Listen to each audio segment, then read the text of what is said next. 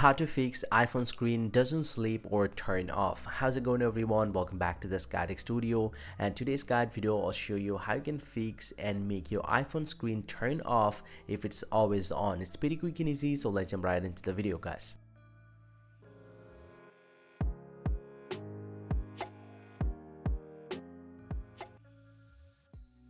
Well, to not fix the problem, simply go and open up the settings app from your iPhone or iPad and then scroll down and tap on display and brightness.